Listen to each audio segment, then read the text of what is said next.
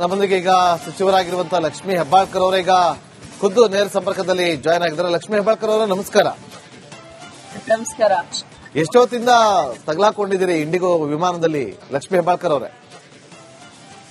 ನಾವು ಒಂದು 5:40ಗೆ ಬಂದಿದ್ವಿ. 5:50 ಡಿಪಾರ್ಚರ್. ಒಂದು ಹೊರಗೆ ಎಲ್ಲ ಬಂದಿದ್ವಿ ನಾವು. ಕಿರಣ್ ಪ್ರಕಾಶ್ ಪಾಟೀಲ್ ಇದ್ದಾರೆ, ಎಚ್ ಕೆ ಪಡಿ ಸಾಹೇಬ್ ಇದ್ದಾರೆ. 4 ಗಂಟೆ ಆಯ್ತು. 4 ಗಂಟೆ ನಿಮ್ಗೆ ಅಂದ್ರೆ ಎಫ್ಎಸ್ಸಿಗಳಿದ್ದಾರೆ. ಏನ್ ರೀಸನ್ ಏನ್ ಹೇಳಿದ್ರು ಲಕ್ಷ್ಮೀ ಹೆಬ್ಬಾಳ್ಕರ್ ಅವರೇ?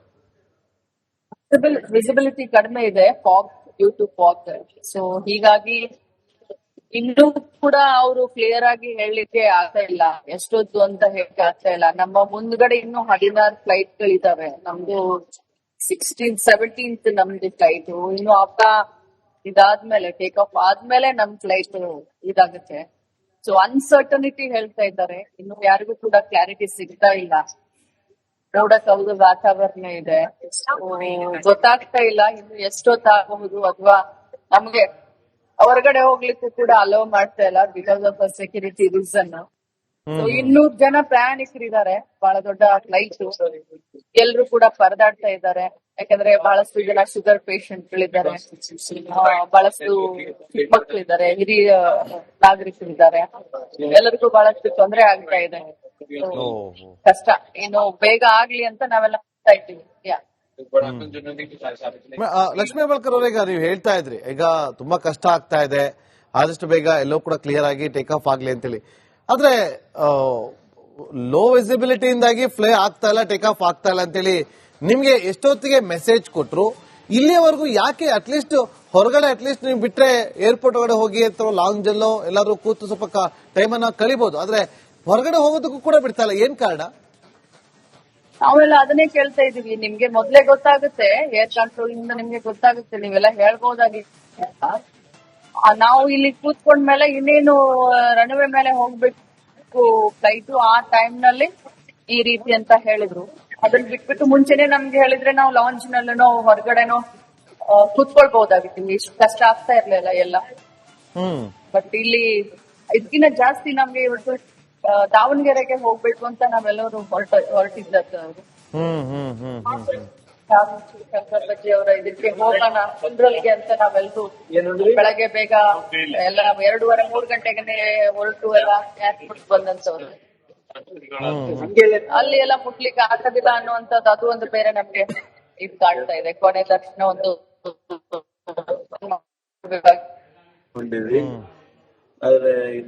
ನಿಮ್ ಜೊತೆ ಯಾರೆಲ್ಲ ಇದ್ದಾರೆ ಲಕ್ಷ್ಮೀ ಹೆಬ್ಬಾಳ್ಕರ್ ಅವರು? ಶರಣ್ ಪ್ರಕಾಶ್ ಪಾಟೀಲ್ ಇದ್ದಾರೆ, ಎಚ್ ಕೆ ಪಾಟೀಲ್ ಸಾಹೇಬ್ ಇದ್ದಾರೆ, ರೇವಣ್ಣ ಅವ್ರು ಇದ್ದಾರೆ, ಎಸ್ ಪಾಟೀಲ್ ಇದ್ದಾರೆ. ಒಂದ್ 20 ಜನ ಇದೀವಿ, MLA ಗಳು, ಮಂತ್ರಿಗಳು. ಈಗ ಅಂದ್ರೆ ಮೇಡಮ್, ಈಗ ನಮಗೂ ಕೂಡ ಗೊತ್ತಿದೆ, ಯಾಕಂದ್ರೆ ವಿಮಾನದಲ್ಲಿ ಇಂಥ ಒಂದು ಸಂದರ್ಭದಲ್ಲಿ ಅಷ್ಟೊತ್ತು ಕುತ್ಕೊಳಕ್ ತುಂಬಾ ಕಷ್ಟ ಆಗುತ್ತೆ. ಹೊರಗಡೆ ಹೋಗೋದಕ್ಕೂ ಕೂಡ ಪರ್ಮಿಷನ್ ಕೊಡ್ತಾ ಇಲ್ಲ. ಆದ್ರೆ ಒಳಗಡೆ ನಿಮ್ಗೆ ಬೇಕಾಗಿರುವಂತ ಸವಲತ್ತನ್ನ ಇದ್ ಮಾಡ್ತೀರಾ? ಅಥವಾ ಬ್ರೇಕ್ಫಾಸ್ಟ್ ಆಗಿರ್ಬೋದು ಅಥವಾ ನೀರಿನ ಪೂರೈಕೆ ಇದೆಲ್ಲವನ್ನು ಕೂಡ ಮಾಡುವಂತ ಕೆಲಸಗಳು ಆಗ್ತಾ ಇದೆಯಾ?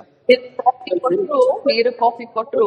ಆಮೇಲೆ ನಾವು ಮನೆಯಿಂದ ನಾನು ಇವತ್ತು ಅದೇನೋ ಗೊತ್ತಿಲ್ಲ, ನಾನು ಒಂದ್ ಸ್ವಲ್ಪ ಅದಾಟ ಮಾಡಿದ್ದೆ, ಒಂದ್ 15 ಅದನ್ನೇ ಎಲ್ರು ಕಲೆಕ್ಟ್ ಕಟ್ಕೊಟ್ವಿ.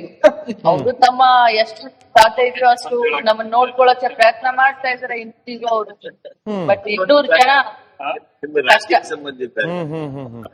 ಅಂದ್ರೆ ನೀವು 5 ಗಂಟೆಗೆ ನೀವು ಹೋದ್ರಿ, ಬೋರ್ಡಿಂಗ್ ಆಗುತ್ತೆ, ಬೋರ್ಡಿಂಗ್ ಆದ ನಂತರ ನೀವು ಫ್ಲೈಟ್ ವಿಮಾನದ ಒಳಗಡೆ ಹೋಗ್ತೀರಿ, ಕುತ್ಕೊಂಡಾದ್ಮೇಲೆ ಎಷ್ಟೊತ್ತು ನಿಮ್ಗೆ ಗೊತ್ತಾಯ್ತು ಟೇಕ್ ಆಫ್ ಆಗೋದಿಲ್ಲ ಅಂತೇಳಿ? ಅಂದ್ರೆ ಕೂತ್ಕೊಂಡೊಂದು ಇನ್ನು 5 ನಿಮಿಷಕ್ಕೆ ಅವರೆಲ್ಲ ಸೆಕ್ಯೂರಿಟಿ ಇದನ್ನೆಲ್ಲ ಅನೌನ್ಸ್ ಮಾಡಿದ್ರು.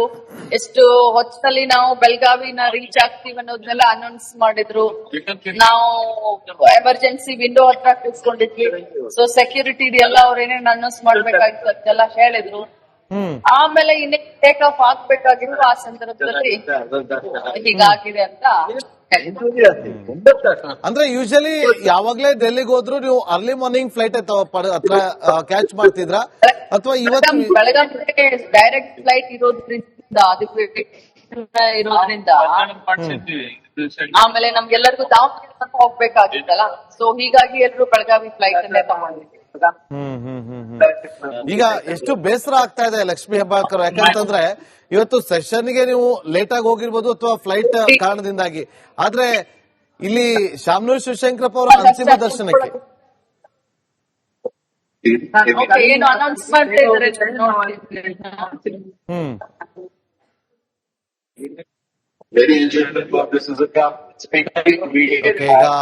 ಈಗ ಅವರು ನಮ್ಮೊಂದಿಗೆ ಲೈವ್ ಅಲ್ಲಿ ಇದ್ದಂತ ಸಂದರ್ಭದಲ್ಲೇ ಅಲ್ಲೇನೋ ಅನೌನ್ಸ್ ಅನ್ನ ಮಾಡುವಂತ ಕೆಲಸವನ್ನ ಮಾಡ್ಲಾಗ್ತಾ ಇದೆ.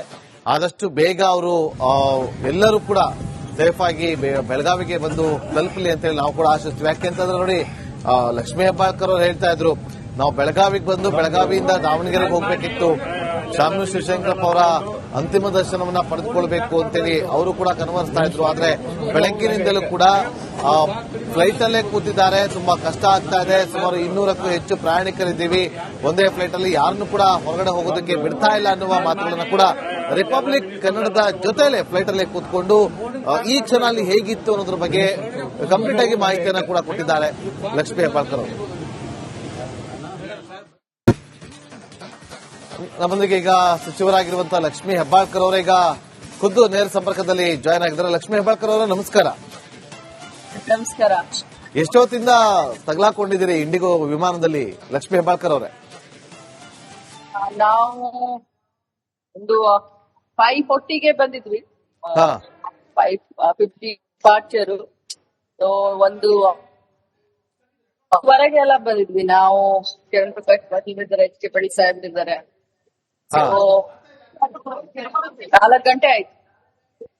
4 ಗಂಟೆ ಒಂದು 20 ಜನ ಇದ್ದಾರೆ, FSCಗಳಿದ್ದಾರೆ. ಏನ್ ರೀಸನ್ ಏನ್ ಹೇಳಿದ್ರು ಲಕ್ಷ್ಮೀ ಹೆಬ್ಬಾಳ್ಕರ್ ಅವರೇ? ವಿಸಿಬಿಲಿಟಿ ಕಡಿಮೆ ಇದೆ, fog due to fog. So ಹೀಗಾಗಿ ಇನ್ನೂ ಕೂಡ ಅವರು ಕ್ಲಿಯರ್ ಆಗಿ ಹೇಳಲಿಕ್ಕೆ ಆಗ್ತಾ ಇಲ್ಲ, ಎಷ್ಟೊತ್ತು ಅಂತ ಹೇಳಕ್ಕೆ ಆಗ್ತಾ ಇಲ್ಲ. ನಮ್ಮ ಮುಂದ್ಗಡೆ ಇನ್ನೂ 16 ಫ್ಲೈಟ್ ಗಳಿದಾವೆ. ನಮ್ದು 16th 17th ನಮ್ದು ಫ್ಲೈಟ್. ಇನ್ನು ಇದಾದ್ಮೇಲೆ ಟೇಕ್ ಆಫ್ ಆದ್ಮೇಲೆ ನಮ್ ಫ್ಲೈಟ್ ಇದಾಗುತ್ತೆ. ಸೊ ಅನ್ಸರ್ಟನಿಟಿ ಹೇಳ್ತಾ ಇದ್ದಾರೆ, ಇನ್ನು ಯಾರಿಗೂ ಕೂಡ ಕ್ಲಾರಿಟಿ ಸಿಗ್ತಾ ಇಲ್ಲ.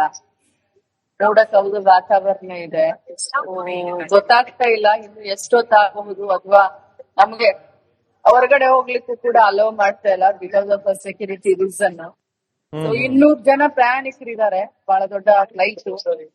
ಎಲ್ರು ಕೂಡ ಪರದಾಡ್ತಾ ಇದ್ದಾರೆ, ಯಾಕಂದ್ರೆ ಬಹಳಷ್ಟು ಜನ ಶುಗರ್ ಪೇಷಂಟ್ಗಳಿದ್ದಾರೆ, ಬಹಳಷ್ಟು ಮಕ್ಕಳಿದ್ದಾರೆ, ಹಿರಿಯ ನಾಗರಿಕರಿದ್ದಾರೆ.